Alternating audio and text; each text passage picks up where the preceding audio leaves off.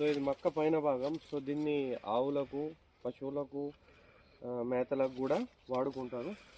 So మనమైతే ఇప్పుడు దీన్ని కట్ చేస్తున్నాము. సో చూసుకోవచ్చు ఈ విధంగా కట్ చేస్తున్నాము. మొక్కజొన్న పంట ఆల్మోస్ట్ కంప్లీట్ అయింది. సో ఈ విధంగా రెండితేనే మనం పైన భాగం కట్ చేయాలా. సో ఈ పైన భాగం ఉంది కదా, సో ఇప్పుడు ఇది ఒక నిమిషం చూపిస్తా. సో ఇది అనేది ఇప్పుడు ఎనర్జీ తీసుకుంటుంది.